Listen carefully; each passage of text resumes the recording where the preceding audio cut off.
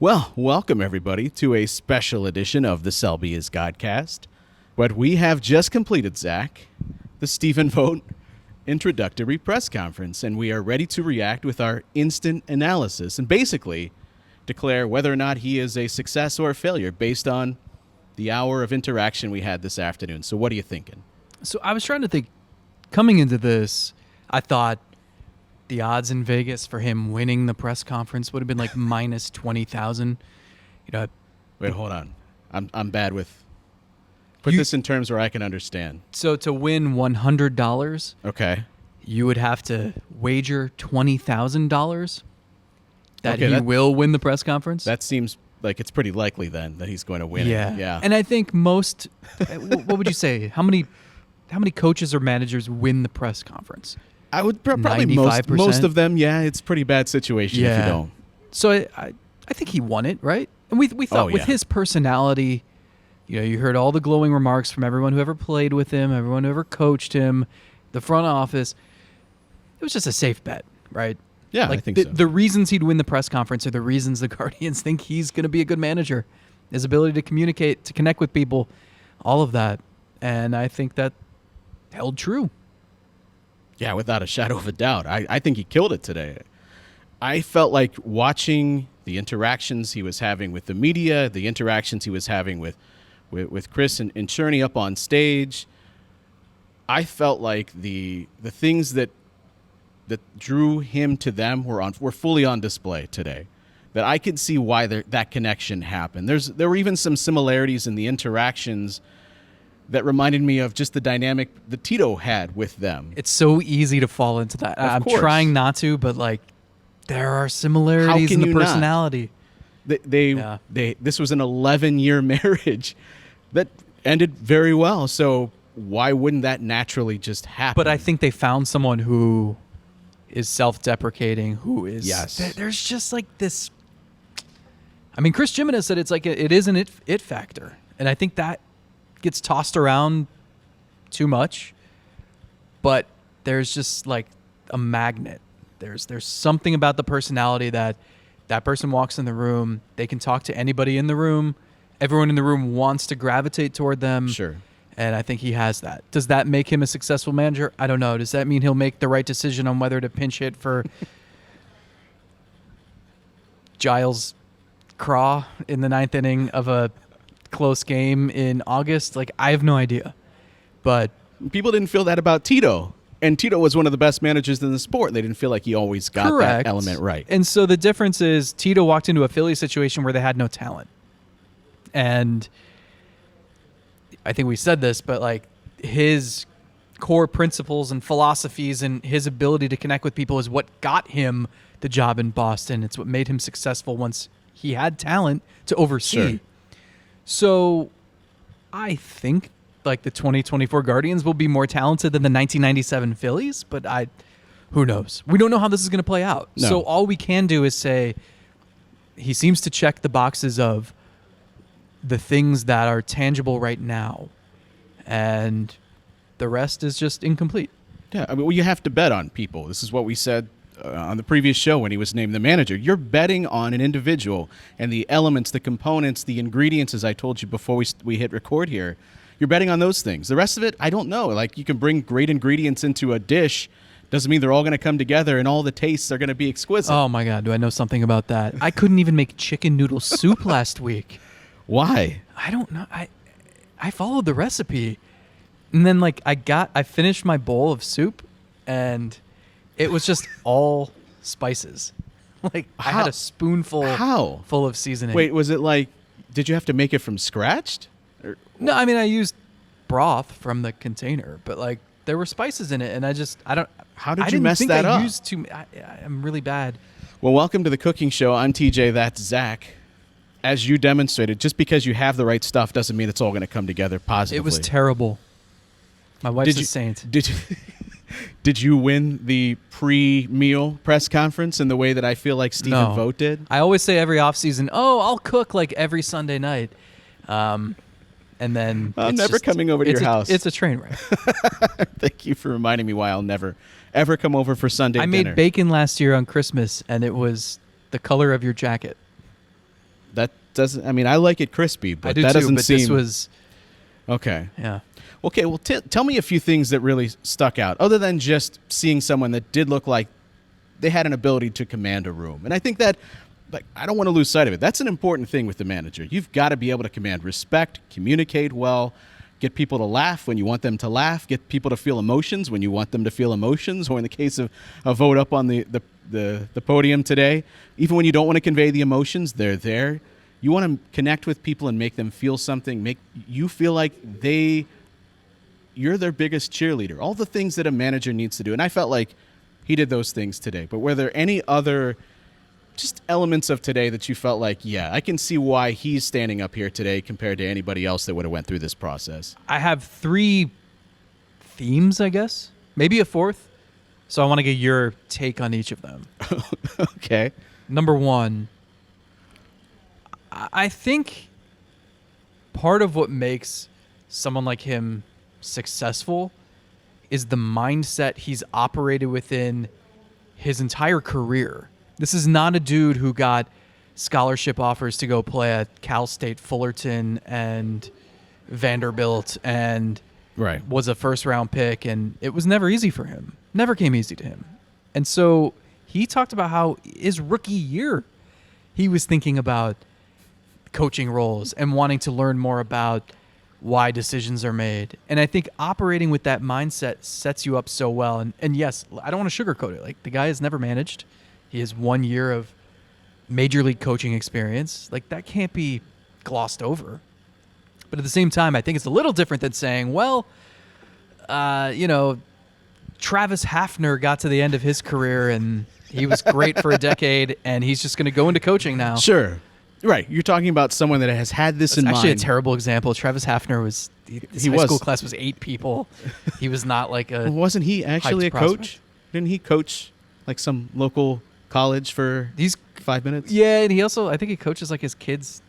So he might be a Team. great coach. Forget I don't. that. Okay, I don't know. it's like Derek apologies to Pronk. I Derek don't Jeter know. didn't retire and then say, "All right, I'm going to be a manager now." No, he's went on television and it's been awful. Yeah, it's so been really bad. We should get him on the podcast. Well, we'll see. Nah, too boring. I think Us or him? yeah. So I think the way Vogt has thought about everything in his career, anytime he's had the opportunity to learn more, I think he's just been efficient and Sure. resourceful with his time. And I think that helps. So I don't think this is your prototypical person 1 year removed from retirement becoming a manager. I think this is a little different. Well, he even mentioned today in that brief time where he was in Milwaukee and obviously last year in Seattle was service, that he was already picking the brains of the managers that were in place there, thinking of scenarios, how he would handle different situations. So the wheels have been turning in his head for quite some time. So yeah, I don't think he's just your average. Maybe not in the way that you see NBA coaches step off the floor and they're immediately thrust into being the head coach. But that's such a different sport because the coaches the players run everything in that sport compared to baseball, different animal. But it is not just a guy stepping off and thinking, well, I guess I would be okay with this. And I had some degree of success in my career, so I'll be able to handle this. But I also feel like, and we say this with anybody that maybe struggled throughout a career, that they connect with people because they went through struggles themselves. And he even talked about it today. It was up on our YouTube channel too, the clip where he's discussing he's been so many different things in his career. And so he feels like no matter who walks through that door as a player, he has some experience to understand what they're going through. And not that you're going to overshadow them, not that you're going to say, oh, I know what you're going through and I've actually done it 10 times worse, but just to come back to it, I feel what you're saying. And when I tell you something, know that it comes from a place where I want you to have the success, even if it's tough news. God, how many times you've talked about on this podcast where I think you had conversation with Brad Mills where he would have to pull a player aside afterwards to say, you understand what we're telling you, right? Like, we're telling you bad news and yet you're taking it awfully well. And I think it just came from the way that Terry Frank, the way that he would convey that bit of news. It feels like Vogt has a lot of that within him. It's not stuff you can take a crash course in and learn. And this leads me to my second theme. What would that be in college? Bad News 101? Yeah, just tact 101. I think that leads me to my second theme, which is the people he's been around, the managers he's studied under. And he mentioned Bob Melvin, who he had in Oakland for a long time. But he also had Bruce Bochy, he had Brian Snicker, he had Craig Counsell, he had Torey Lovello. And you pick up things, and you don't even know you're picking them up. Right. But you learn how to communicate and how to have tough conversations, and you learn how they go about it. And it got to a point where late in his career, he was the guy who said, hey, let me have this tough conversation with my teammate because they'll respect it coming from me. It'll be easier for them to accept. And it also is good practice for him. And I think it's just stuff that, like, I don't know. I think we all go through this. Like, I've been in this job now 13 years, and it's like I didn't learn how to ask questions a certain way to elicit a certain answer by just watching one press conference, and then I figured it out. Like, you learn the tricks of the trade over time and by being near people who are really good at this. And I think that's going to help him too. I mean, it's interesting. Like, what do people always say with, like, Cleveland's coaching staff? Like, make Albert Bell the hitting coach, make Sandy Alomar the manager, make Omar Vizquel the defensive coach, make, like, Jim Thome the assistant hitting coach, Manny Ramirez base running coach. Right. Like, we want all the people who never struggled in their lives to be the ones who teach. And that's not how this works. You know, you need to understand, and this kind of leads me to point 3, so I don't want to get quite there yet. But Okay. But when you can,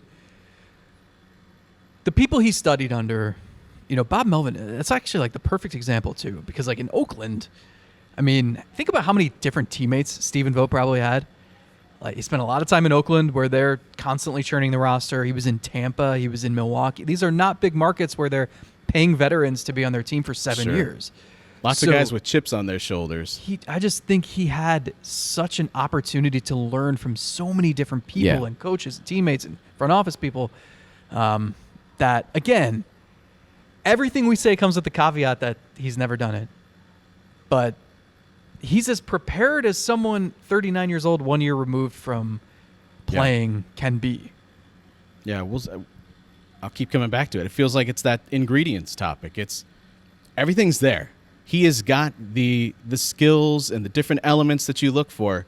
Whether or not it comes together, whether or not it comes together here, like it could be something where in Tito with Tito in Philadelphia, it was all there, but it didn't come together there, and it wasn't the right situation, wasn't the right roster. And I don't want to lose sight of that too. Having talented players makes a manager look real smart, and Tito would talk about that all the time. You know, you go to an Andrew Miller in the 8th inning, and he gets it out of the get you out of the jam, and you think, great move. It's like, well, also great pitcher, and so that's a big part of it too. But I felt like, well, I guess I'll turn this around and ask you, when he was talking about and I think people in our Discord were actually following the amount of collaboration. There was a counter going within the Discord. When he was talking about the collaboration and listening to people when they have ideas, you can hear that. And you can say, I hear what you're saying. I'm not sure if I believe you when you say that. Did you get the sense that when he was saying that, that's something he means, and he actually values an ability to have an open conversation and to take many different opinions into account? This was the 4th theme. I was only going to bring it up if Okay. we hadn't already covered it. But yeah, I think that he mentioned it in multiple ways, and it wasn't forced. Bless you. It was. Bless you again. I'm just going to guess. A third time. Is Jeff Shadell still here? Jeff, yes. Okay. Hi, Jeff. I know him by his sneezes. Every night in the 5th inning. I think. I mean, he said, like, he talked about old school versus analytics and how 90% of the time they're aligned. He talked about how, you know, he was asked, well, how do you feel as a catcher when you watch the playoffs and a pitcher who's throwing really well gets pulled after 4 innings? And he says, well, they have more information than we do watching on TV. Like, I believe it because, Nailed it. I mean, this is a guy, I think the benefit here, Chris Villegas talks about this too, where these guys played, you know, in 2009 when they're breaking into the big leagues, it's see ball, hit ball. And in 2022 when they're still playing, it's study these charts and graphs and this data and hit ball. And, like, they got to experience both sides of it. So they understand as well as anybody the advantages to it, and also that like you don't always have to go by the book, but you better have a reason for not doing that, right? Yeah. I think that's kind of what he alluded to, and he just kept repeating that he's got resources in the front office that he can listen to, the coaching staff, and you just take all the information at hand and make the best decision. It's not that complex, and it's But it is. It's extremely complex, and yet it's not. When broken down to its most but simple it's still form. like I heard radio people in this town ragging on like their process of hiring someone because it was like, well, who did analytics tell them to hire? And it's like, that's not what this is. Like everyone, the ultimate goal of everything you do in life, and you have harped on this for years, is just, I want to make the best decision. When I was making that chicken noodle soup that tasted like ass, like I wasn't trying to over-season it. I was trying to make the best decisions. And the ingredients on the screen were telling me what to put in this soup. And they have been through this. They have the experience. So it's old school. So it's the ingredients that were wrong. If it was the old school, I would have just been taking the pepper and just throw a dash in here and then taking the poultry seasoning. That's the old gut. Yeah. But I followed the direction, so analytics steered me wrong with my soup. I think the point is you want to make the best decision in everything you do. And sometimes there are built-in processes based in numbers that can help lead you to a decision. It doesn't mean you have to adhere to it, but as a manager, it's your job to sift through all of this and make the best decision. And I think he gets that. And also not be afraid to tell other people that they're incorrect, or at least have an opinion on the topic. Because I think there's a very thin line between being open to what other people are telling you, taking all that information, but also being a pushover and just anything the front office tells me, yeah, I got to do that because that's what the front office is telling me. And he's got enough of a track record and enough of a career, and I think enough of a confidence within himself just based on our interaction. It's not a ton to go on, but this is the show we do. That I feel confident that he can tell people, defend why you're telling me this. And here's why I believe what I'm thinking. And it's something he even pointed to within the press conference, is that he wants to be challenged, and he wants to challenge others. And I think it's important that you have a nice blend of both of those things. Yeah, that's what I was going to mention is I think he's I think you could have handled you could have hired a front office mouthpiece basically. And I don't think they did that. And I think okay, so we've covered themes 1, 2, and 4. Let's backtrack. Can't wait for 3. Backtrack to 3. Give me 3. And you touched on it already a little bit, but he's been traded. He's been released. He was an all-star. He battled injuries. Find me a player in the clubhouse he can't relate to. He's experienced the peaks and the valleys. He's experienced all of the random BS that life in baseball can throw at you. He mentioned that he and his family had moved 70 times. Beautiful family, by the way. Beautiful family. And I think that helps you connect with anybody. And it also makes it so that when he tells you something, when it's July and Bo Naylor's in an 0 for 26. Why are you doing this? Why are you putting this out into the world? And that means he's going to go 26 for 26 if I say it. Well, now that you've not said that, that's a reverse of the jinx of the jinx. I don't know how the Miles jinx works. You've twisted my brain into a pretzel. Delicious. I'm starving. When Stephen Vogt says something to Bo Naylor, Stephen Vogt's been through it. And he can say, hey, I learned from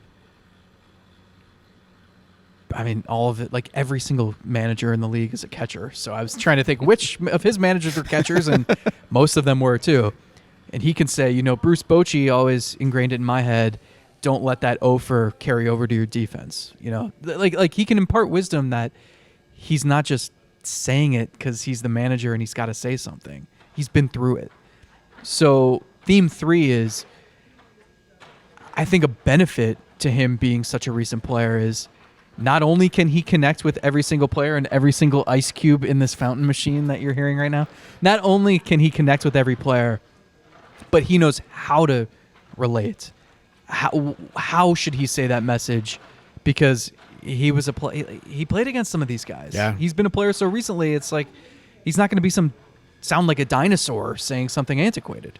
Yeah, and I'm interested to see how that evolves over time, because, and I even asked Stephen about this, how do you maintain that same connection level when you go from being the player, who's your colleague, who's your friend, to a manager who can still be your friend, but it's at a different level, and there's always just that line. There's always going to be there. How do you keep that as thin as possible, and how do you maintain the respect? Because I think it's important that you have that respect too, because we've seen plenty of instances of coaches that were connecting too well with their players, that there wasn't enough discipline. I'm not sure if that's going to be him.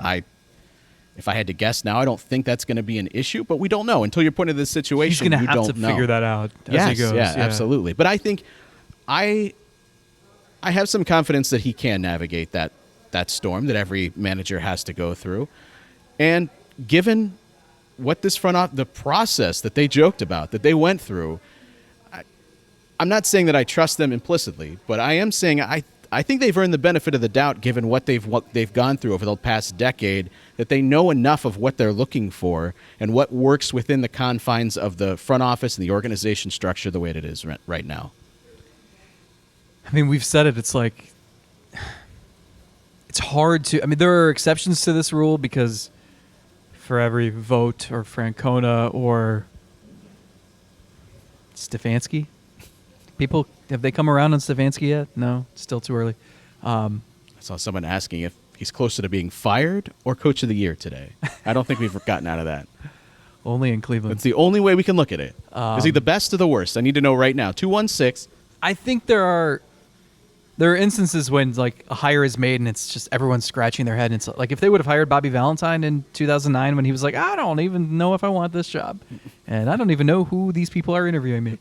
That would have made us scratch our heads in unison, I think. Mm-hmm. But for the most part, like these days are about, you're celebrating the hire and you're only hearing positivity because we don't have anything else to go on yet. No. And if you didn't come away with that, like what the hell? Right.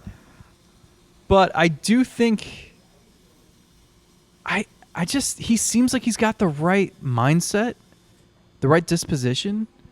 And I'm with you. It's like the front office had to do a thorough process because they haven't done this in modern times.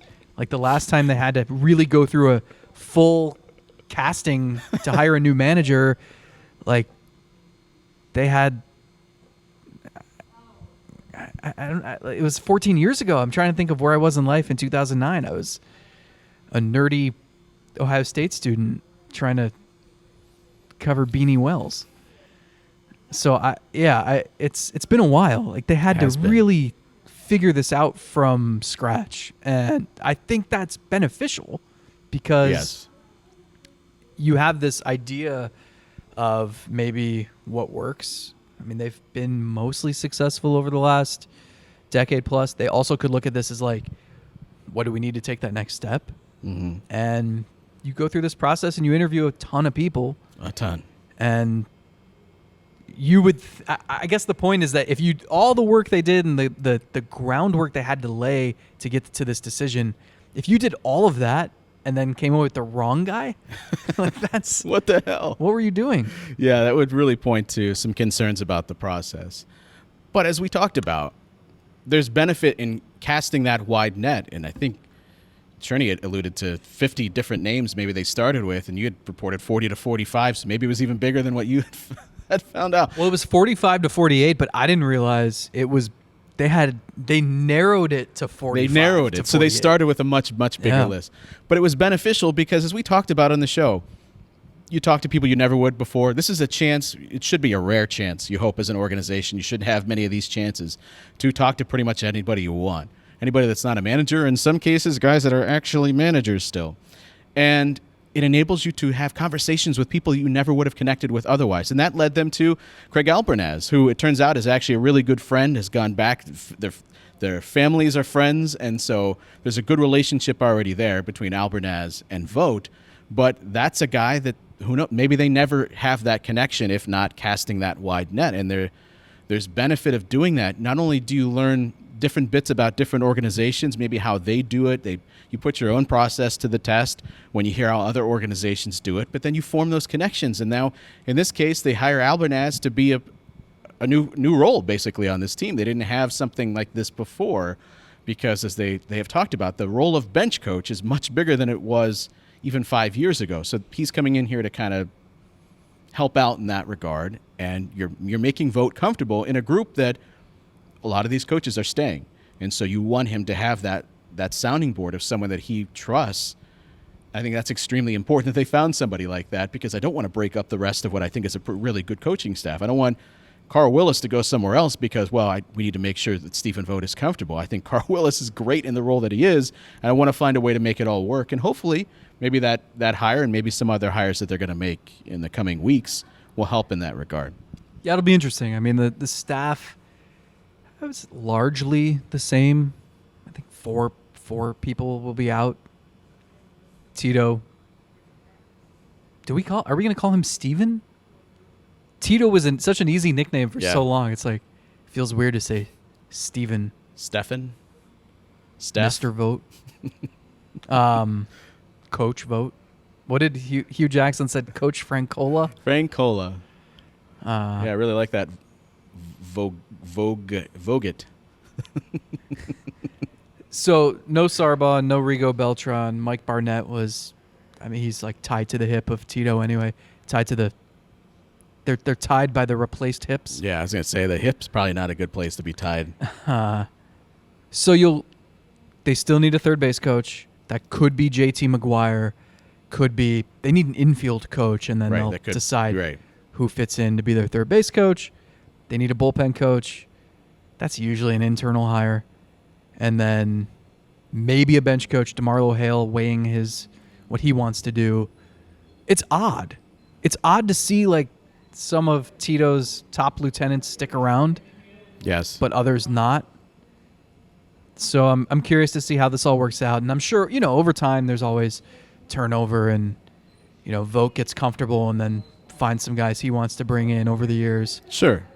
Right. You think of what Terry Francona's staff was in 2013 compared to what it is now. It's gone through much turnover, much change, even though it's never really felt like that. So that'll be an interesting part of this process. I'm curious as we get more of an indication of current players, what they feel of this hire. We haven't really gotten much of that. I know he already talked about having a connection with Shane Bieber, where they went and got. If you found out what they ate, it certainly wasn't your chicken soup. So stay away from the chicken noodle soup. No, but someone must have in Arizona, because all the execs got sick at the GM meetings. Yeah, everything ended early. And how glad are you not to be there? This timing all worked out very well for me.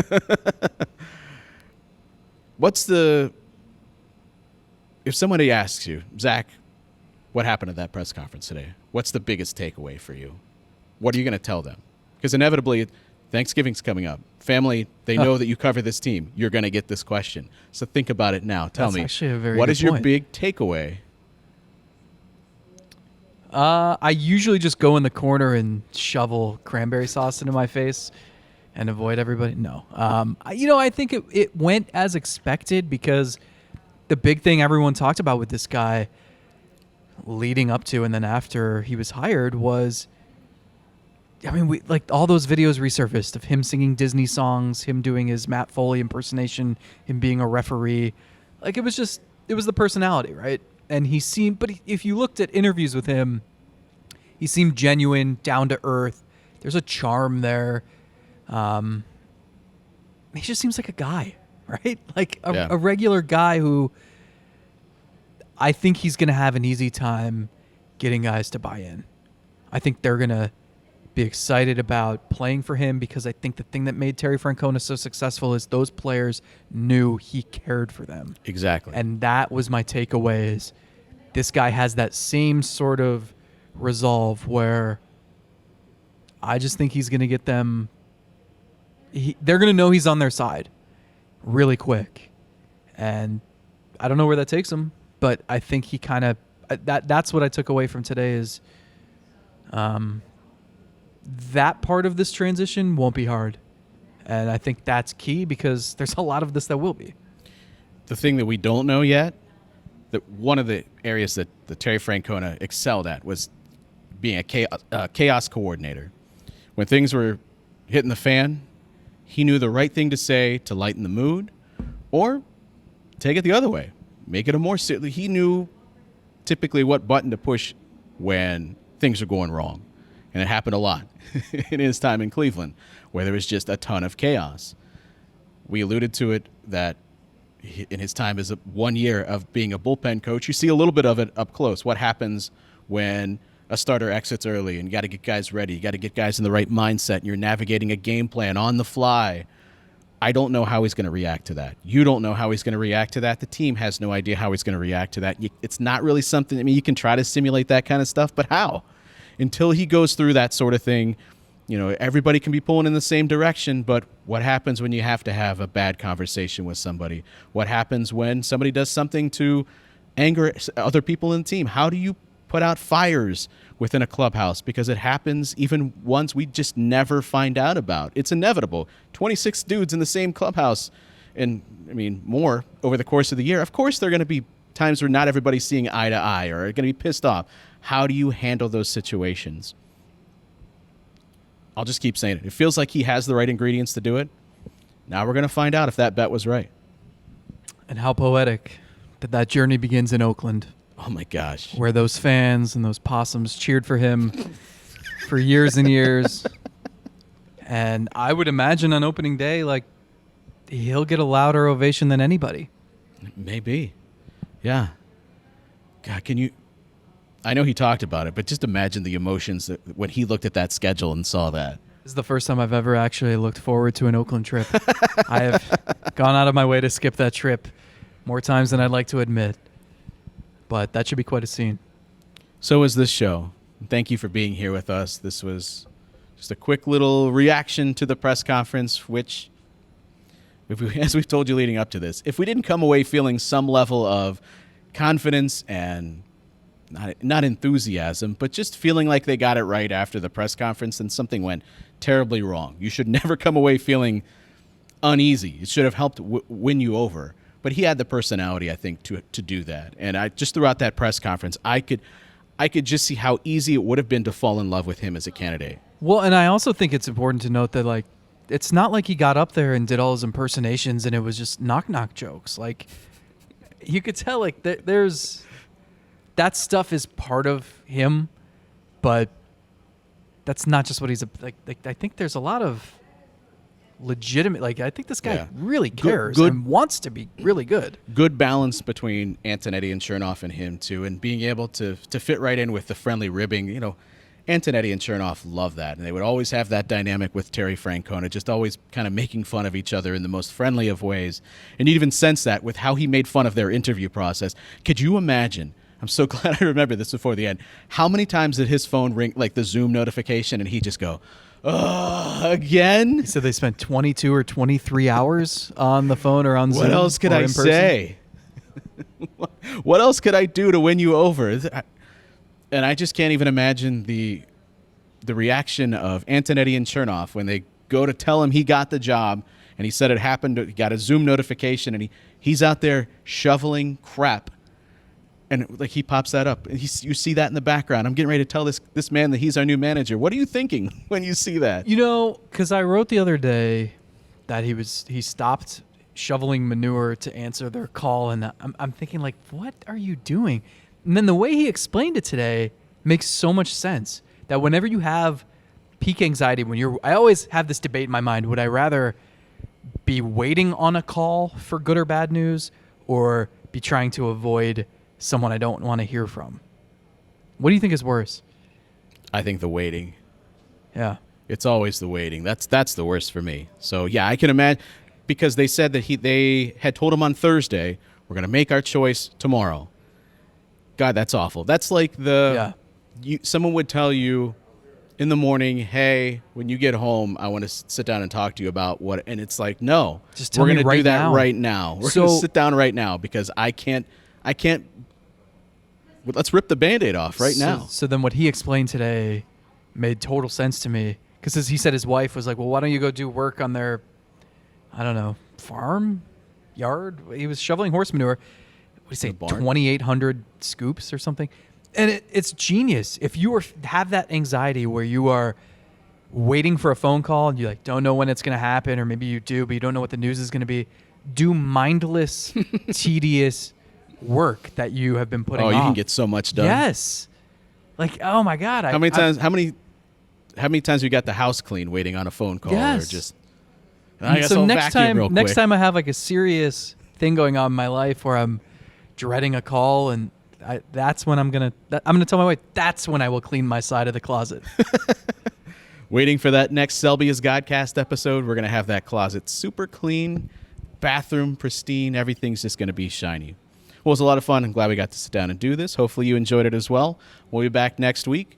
Join us over at Patreon, patreon.com/SelbyIsGodcast, where the conversation continues throughout the off season. And of course, join the Discord as well. Hey, we finally did one of these at Progressive Field. We did. Will it be our last one? It's been a while.